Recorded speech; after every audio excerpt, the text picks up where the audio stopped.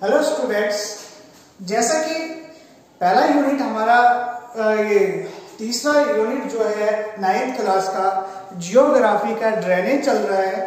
और इससे पहले लेक्चर में मैंने आपको हिमालयन रिवर्स के बारे में बताया था। ड्रेनेज का सबसे पहले मैंने आपको ड्रेनेज का कंसेप्ट दिया था, फिर मैंने आपको उसमें जो टू मेजर रिवर्स आते, टू मेजर पोर्शंस आते हैं, ठीक है, तो वो हिमालयन रिवर्स और पेनिनसुलर रिवर्स आते हैं, ये भी मैंने आपको बताया था। अब हिमालयन रिवर्स के जो मेन रिवर्स हैं वो मैंने आपको बता दिया था कहां से निकलते हैं, उनकी लेंथ कितनी है, ठीक है। तो आज जो हमारा टॉपिक है, यानी जो दूसरा लेक्चर है इसी पे, वो है द पेनिनसुलर रिवर्स। तो स्टूडेंट्स, जैसा कि मैंने आपको समझाया था परसों के लेक्चर में कि जो इससे पहले मेरा लेक्चर हो चुका है उसमें मैंने आपको क्या समझाया था कि जो हिमालयन रिवर्स है, as the name suggested, Himalayas यहां से, यानी ये ऊपर वाले हिस्से जो ये जो हिस्सा है यहां से हिमालयन रिवर्स आते हैं। अब जो हमारा पेनिनसुलर रिवर्स है, peninsulars as the name suggested here, peninsular means, peninsula means the water on its three side, on its three side, यानी तीनों साइड इसका पानी हो उसको पेनिनसुला बोलते हैं। और ये खासियत हमारे हिंदुस्तान की ही है जहां पे तीनों साइड क्या है, पानी है। अब यहां पे जो है, यहां पे आपका अराबियन सी है, ये तो आप जानते ही हो, ठीक है। ये आपका बे ऑफ बंगाल है,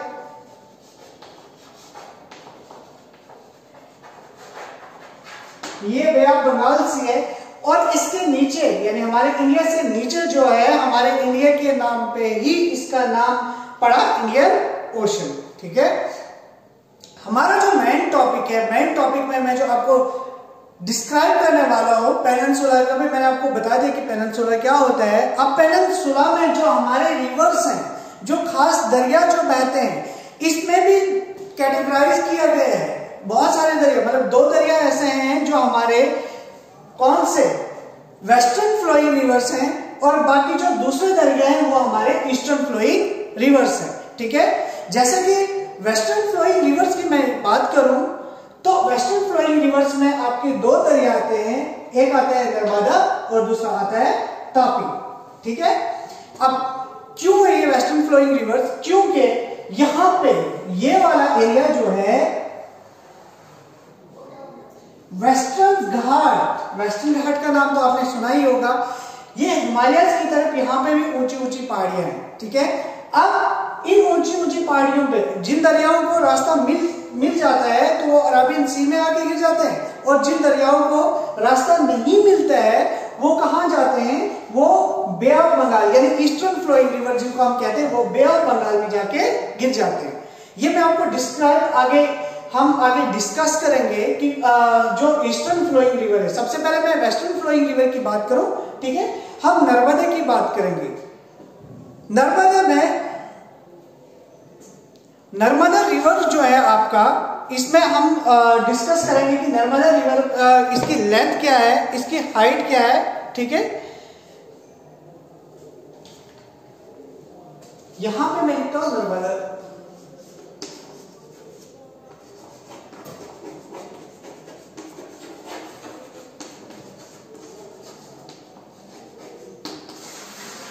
पहला जो है हमारा नर्मदा बेसन है। अब नर्मदा बेसन की अगर मैं बात करता हूं तो नर्मदा रिवर्स जो है इसमें क्या है, ये नर्मदा रिवर्स कहां से, अमरकांतक हिल्स, अमरकांतक हिल्स मध्य प्रदेश,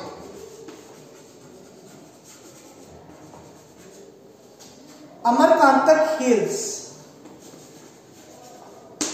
यानी मध्य प्रदेश, अमरकांतक हिल से ये निकलता है, ठीक है, नर्मदा रिवर्स, ठीक है।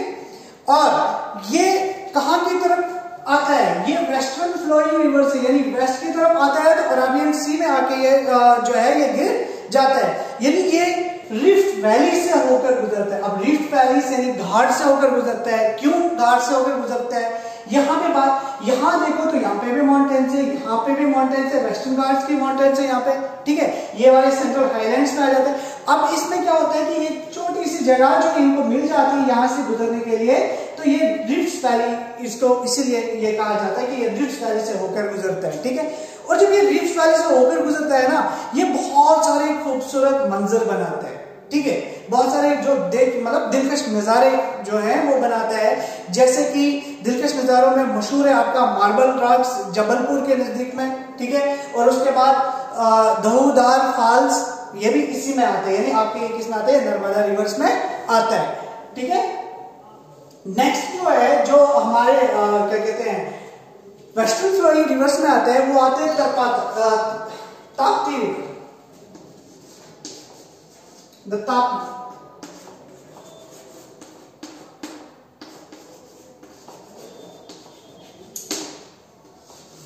क्या है हमारा ये जो नेक्स्ट है, ये है तापी बेसिन, ठीक है। ये सतपुत्रा रेंजेस यानी बैतूल डिस्ट्रिक्ट मध्य प्रदेश से निकलता है, ठीक है। और ये भी पैरेलल, ये भी नर्मदा के पैरेलल जो है ये फ्लो करते हैं। अगर हम बात करें तो, लेकिन इसकी लेंथ जो है ना, नर्मदा रिवर की लेंथ से, मतलब तापी की जो लेंथ है नर्मदा रिवर की लेंथ से कम है, ठीक है। और ये कौन कौन सा हिस्सा कवर करता है, मतलब ये कहां से होकर गुजरता है, ये मध्य प्रदेश, गुजरात और महाराष्ट्र, यानी शॉर्ट नेम जिसको हम एमपी बोलते हैं, गुजरात और महाराष्ट्र, यानी ये इन एरियाज से होकर ये जो है तापी रिवर जो है ये गुजरता है, ठीक है। और यहां जो भी रिवर है, जैसा कि मैंने आपको पहले भी डिस्कस किया था, जितने भी ये रिवर हैं ये फर्टिलिटी पैदा करते हैं, ठीक है। तो ये जरखेजी पैदा करते हैं, जो हमारे इकोनॉमी को, जो हम आगे पढ़ेंगे कि हमारी इकोनॉमी को हेल्प करते हैं, ग्रो अप करने में हमारी इकोनॉमी को ये रिवर्स जो है हेल्प करते हैं। चलो अब हम बात करते हैं आपके जो है कौन से रिवर्स की, ईस्टर्न फ्लोइंग रिवर्स की हम बात करते हैं, यानी जो कहां जाकर गिरते हैं, जो आपके वेस्टर्न मतलब ये क्या कहते हैं, सॉरी, जो आपके बे ऑफ बंगाल में जाकर, ये ईस्टर्न रिवर्स जो बे ऑफ बंगाल में जाकर गिरते हैं, ठीक है। अब हम बात करेंगे किसकी, सबसे पहले हम करेंगे बात गोदावरी की, द गोदावरी बेसिन।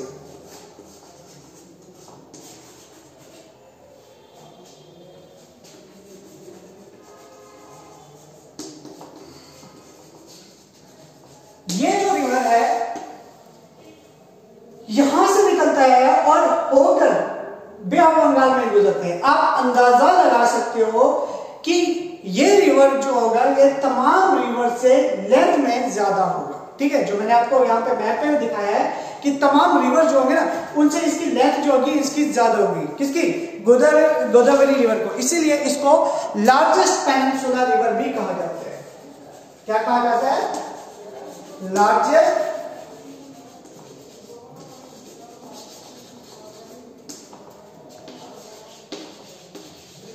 ठीक है, किस रिवर को कहा जाता है, गोदावरी रिवर को लार्जेस्ट पेनिनसुलर रिवर कहा जाता है, ठीक है। फिर ये वेस्टर्न घाट यानी नासिक डिस्ट्रिक्ट महाराष्ट्र से ही निकलता है और इसकी लेंथ जो है ना तकरीबन 1500 किलोमीटर है, ठीक है। किसकी, इस रिवर की जो लेंथ है वो 1500 किलोमीटर है, ठीक है। और उसके बाद ये कहां पर, जैसा कि मैंने आपको पहले बहुत बार बता चुका हूं अभी तक मैं कि ये कहां पर जाकर गिरता है, बे ऑफ बंगाल में जाकर गिरता है। ये अगर हम इसकी बात करें, ये 50% एरिया जो है ये किसका कवर करता है, ये महाराष्ट्र का 50% एरिया जो है कवर करता है, ठीक है। और उसके बाद दूसरे जो स्टेट्स में, किस किस स्टेट्स में, दूसरे स्टेट में बात करें हम, मध्य प्रदेश, उड़ीसा,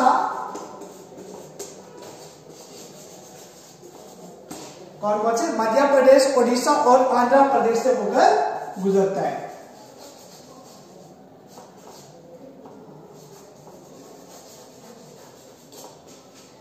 मुझे उम्मीद है आपको इसकी अच्छी तरह समझ आ गई होगी गोदावरी बेसिन की। एक बार मैं और रिपीट करता हूं आपके नॉलेज के लिए कि आपको भूल ना जाए, ठीक है। गोदावरी बेसिन जो है ये नासिक डिस्ट्रिक्ट यानी महाराष्ट्र से निकलता है। इसकी लेंथ जो है 1500 किलोमीटर है। 50% एरिया ये महाराष्ट्र का कवर करता है। उसके बाद जिन जिन स्टेट से ये रिवर होकर गुजरते हैं वो ये मध्य प्रदेश, उड़ीसा और आंध्र प्रदेश है। अब जो नेक्स्ट रिवर जिसके बारे में हम डिस्कस करने वाले हैं वो रिवर है आपका, यानी यहाँ पे यहीं से मैं उठाऊंगा जो मैंने आपके यहाँ पे लिखा है, ठीक है। और हाँ ये क्या कहते हैं, इस रिवर के बारे में मुझे और थोड़ा भूल गया, मैं आपको एक बार और बात ये इसी रिवर की मैं बात करता हूँ, इसकी मतलब गोदावरी रिवर की, ठीक है। इस रिवर में ना जो सबसे बड़ी ट्रिब्यूटरीज जो ऐसे तो बहुत सारी ट्राइब्यूटरीज इसमें आकर मिलती है, लेकिन जो सबसे बड़ी ट्राइब्यूटरीज, 3 सबसे बड़ी ट्राइब्यूटरीज है जिसको विहान गंगा, ठीक है, पैन गंगा और मंजरा के नाम से जाना जाता है, ठीक है, 3 बड़ी ट्रिब्यूटरीज।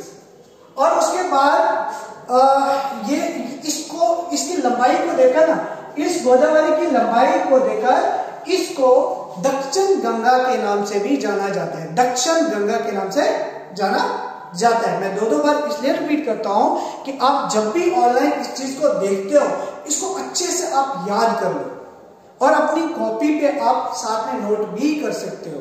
ये जो मेन पॉइंट्स हमने आपको मैंने इस रिवर्स के बारे में बताए हैं आपको। उसके बाद हम बात करते हैं महानदी बेसिन।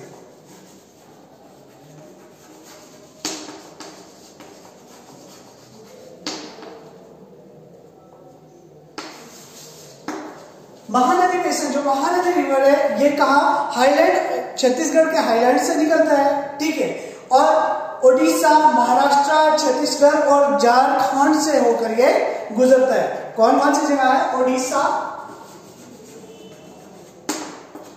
ठीक है, ओडिशा के बाद आता है आपका महाराष्ट्र,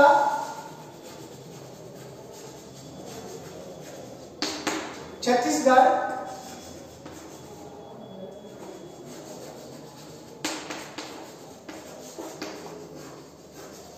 वगैरह से होकर गुजरता है। जैसे कि मैंने आपको कहा कि कहां से, छत्तीसगढ़ के हाईलैंड से निकलता है, ठीक है।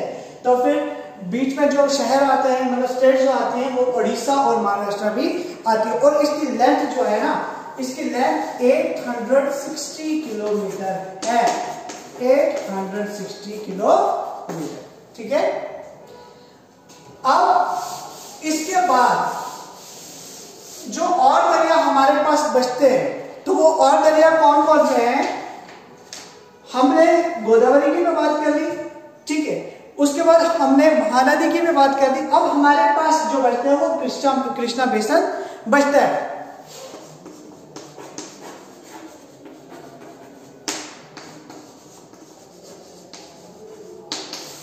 कृष्णा बेसिन, अब इस कृष्णा बेसिन की अगर हम बात करें, ये कहां से निकलता है, ये महाबलेश्वर, यानी ये महाबलेश्वर से के चश्मों से निकलता है, ठीक है। अब जाकर कहां गिरता है, महाबलेश्वर से जब निकलता है तो ये कहां जाकर, बे ऑफ बंगाल में जाकर गिरता है। और इसकी जो लेंथ है, इस रिवर की जो लेंथ है वो है 1400 किलोमीटर, ठीक है। यदि गोदावरी से बड़ा, इससे छोटा हम बात कर सकते हैं कि ये कृष्णा ही जो है वो इससे छोटा है, ठीक है। और ये इसमें जो ट्रिब्यूटरीज आती है, ठीक है, टोंगा भाद्रा ट्रिब्यूटरी, जो बैंड ट्रिब्यूटरी इसके साथ आके मिल जाती है, टुंगा भाद्रा, कोयना और घाट प्रभा आती है, ठीक है। और उसके बाद ये महाराष्ट्र, कर्नाटक और आंध्र प्रदेश,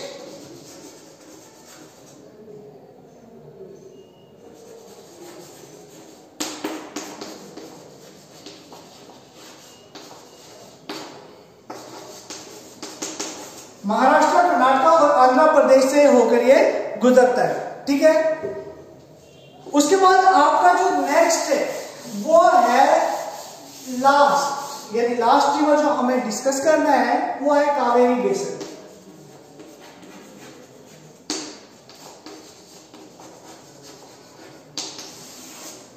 अगर हम कावेरी की बात करें तो कावेरी यहां पे देखना है, ठीक है, यहां से निकलते हैं, थोड़ा ऊपर की तरफ जाते हैं और ऊपर की तरफ होने के बाद फिर जाके ये रिवर कहां पे जाके गिरता है, ये रिवर बे ऑफ बंगाल में जाकर गिरता है, ठीक है। और यहां से जहां से निकलता है, यहां पे इसका नाम है ब्रह्मगिरी रेंजेस, ठीक है, वेस्टर्न घाट, यानी जो ये वेस्टर्न घाट आ रहा है यहाँ पे, ये ब्रह्मगिरी रेंजेस से निकलता है, ठीक है, और बे ऑफ बंगाल में जाकर गिरता है, ठीक है। और इसकी जो लेंथ है ना, इसकी लेंथ कितनी है 760 किलोमीटर। इसकी जो टोटल है 760 किलोमीटर है, ठीक है। फिर इसमें जो ट्राइब्यूटरीज आती है, अमरावती आती है, भवानी आती है, और उसके बाद हेमावती आती है और काबनी वगैरह आती है। तो स्टूडेंट्स, ये था आपका रिवर्स के बारे में जो पेनिनसुला में बहते हैं, ठीक है। इससे पहले मैंने आपको क्या कहा था, इससे पहले मैंने आपको हिमालयन रिवर्स के बारे में डिस्कस किया, ठीक है। और हिमालयन रिवर्स में मैंने आपको एक तस्वीर बना के दी थी। उस तस्वीर में मैंने आपको क्या कहा था कि उसमें हमने ऑक्सबो की भी बात की थी, ठीक है। और ऑक्सबो मैंने आपको कहा था कि ऑक्सबो होता क्या है, मियांडर्स की हमने बात की थी, ठीक है। मियांडर्स मैंने कहा था कि जब वो मतलब इस शेप में बनता है, ठीक है, तो इस शेप में जब ये यहाँ से ये पानी थोड़ा इधर चले जाता है, थोड़ा इधर से निकलता है, ठीक है। तो ऐसे ये जो जगह है, तो ये इसको हम मियांडर्स के नाम से जानते हैं, ठीक है। अब इसी तरह आप यहाँ पे इमेजिनेशन करो कि ये रिवर्स आ रहे हैं, तो इन रिवर्स की वजह से यहाँ से जो पानी है, मतलब यहाँ से जब पानी होता है ना, पानी को अपराइज करते हैं, अपराइजन में उछलता है पानी, तो यहाँ पे इस पानी के साथ में, या आप ये भी अगर नहीं समझोगे तो आपको इजी तरीका समझाने का कि समुद्र का जो एरिया है, जो ये समुद्र का एरिया है, इस एरिया में जो कोस्टल एरियाज है ना, कोस्टल एरियाज के साथ में आपने देखा होगा कि कहीं कहीं पे क्या होता है, कहीं कहीं पे अलग से एक क्या बनता है, तालाब बनता है, यानी लेक्स, ठीक है। कोस्टल एरियाज में कहीं पे ये लेक्स बनते हैं, ठीक है। तो ये वाले जो लेक्स होते हैं वो साल्टी लेक्स के नाम से भी जाने जाते हैं। अब हम लेक्स के बारे में, यानी इसका मतलब आपने यहाँ पे समझा होगा कि हम किसके बारे में बात करने जा रहे हैं, हम लेक्स के बारे में बात करने जा रहे हैं, ठीक है। यानी नेक्स्ट टॉपिक जो है हमारा वो लेक है, ठीक है। तो अब एक लेक नहीं है बल्कि बहुत सारे लेक्स हैं। चलो, आप किसी टूरिस्ट प्लेस पे तो गए होंगे। टूरिस्ट प्लेस पे श्रीनगर की बात करते हैं। अगर आप श्रीनगर घूमने गए हैं तो एक मतलब ये मोस्टली बात है कि आप डल लेक पे तो गए होंगे, आपने वुलर लेक तो देखा होगा, ठीक है। इसी तरह अगर हम यहाँ की बात करते हैं, यानी जम्मू रीजन की बात करते हैं, जम्मू रीजन में आप लोकल एरिया में अगर जाओगे, भद्रवाह तो गए होंगे, फिश पॉन्ड, ठीक है, वहां पे भी लेक है जो इंसान के मतलब ना जिसकी खूबसूरती इंसान को बहुत ज्यादा असर अंदाज करती है, जो टूरिस्ट को बहुत ज्यादा अट्रैक्ट करते हैं, ये लेक्स, ठीक है। और लेक्स में आप बात करोगे, अगर श्रीनगर और नैनीताल की बात करोगे, वहां पे जो लेक्स है उसकी वजह से टूरिस्ट जो है वो बहुत ज्यादा अट्रैक्ट होते हैं, और अट्रैक्ट होने की वजह से ये भी हमारी इकोनॉमी में एक अहम रोल अदा करते हैं, हमारी इकोनॉमी को और ज्यादा बढ़ाने में मदद करते हैं, ठीक है। और उसके बाद अगर हम बात करें तो लेक्स भी होते हैं, साल्टी लेक्स होते हैं, ठीक है। साल्टी लेक्स की अगर आप बात करो तो साल्टी लेक्स में चिल्का लेक आता है, पोलिकेट आता है, कोलेरो लेक्स वगैरह आते हैं, ठीक है। और फ्रेश वाटर लेक जो होते हैं, फ्रेश वाटर साल्टी लेक्स में मैंने आपको ये भी समझा दिया कि साल्टी लेक्स आते कैसे, जैसे कोस्टल एरियाज से जो पानी अलग हो जाता है तो वो अलग से लेक जैसा बन जाता है, ठीक है। जबकि आप समझते हो, आपको मालूम है कि समुद्र में जो पानी होता है वो खारा पानी होता है, यानी साल्टी वाटर होते हैं, तो साल्टी वाटर से ही ये इसको साल्टी लेक्स भी बन जाते हैं, ठीक है। और उसके बाद अगर हम नेक्स्ट जो है वो दूसरी जो हम बात करें तो फ्रेश वाटर लेक भी बनते हैं। और फ्रेश वाटर लेक जो है ना वो मेल्टिंग अप आइस, यानी बर्फ के पिघलने से जो है वो फ्रेश वाटर लेक बनते हैं। जैसे Wular lake India largest lake, आप जानते ही हो, ठीक है। उसके बाद वुलर लेक के बाद आते हैं बहुत सारे ऐसे लेक जो हिमालयन रीजन में आते हैं, ठीक है। जैसे डल लेक है, भीमताल है, नैनीताल है, ठीक है, लोकताक है और बड़ा पानी वगैरह है, ये सब जो है ये फ्रेश वाटर लेक में आते हैं। अब उसके बाद जो है ना मैन मेड लेक भी आते हैं, और मैन मेड लेक में वो लेक होते हैं जो जब हम डैम बनाते हैं, डैम बनाने की वजह से रिवर्स में भी अलग से लेक बन जाते हैं। जैसे इसकी एक एग्जांपल है कि भाखरानगर प्रोजेक्ट है ना, उसके बनाने से गुरु गोविंद सागर जो डैम बनाया है हाइडल पार्क, उसकी वजह से भी ये लेक बना है, ठीक है। उसके बाद ये जो लेक है, सबसे पहले हम देखते हैं कि लेक हमारे किस में मदद करते हैं। सबसे पहले जब फ्लड आता है, फ्लड का जो फ्लो होता है, पानी का जो फ्लो होता है, इन लेक की वजह से ये पानी का फ्लो जो होता है वो कम हो जाता है और फ्लड जो है वो जरा प्रॉपर्टी और लाइफ को नुकसान करने से बचा लेते हैं। नंबर 1। नंबर 2, ये टूरिस्ट को अट्रैक्ट करने में अहम रोल अदा करता है। जैसे टूरिस्ट जब भी आप कहीं पे घूमने जाते हो, अगर पानी है तो आप बहुत ज्यादा एंजॉय करते हो, आप स्विमिंग करते हो, ठीक है। स्विमिंग करने के बाद नेविगेशन के लिए इसका इस्तेमाल होता है, इरिगेशन के लिए इसका इस्तेमाल होता है, यानी लेक्स का, ठीक है। अब जो नेक्स्ट टॉपिक है हमारा लेक्स के बाद, आई होप कि लेक आपको अच्छी तरह समझ आ गई होगी कि इससे हमारे लिए लेक से हमें क्या फायदा होते हैं। फिर role of river in the economy, next topic, role of river in the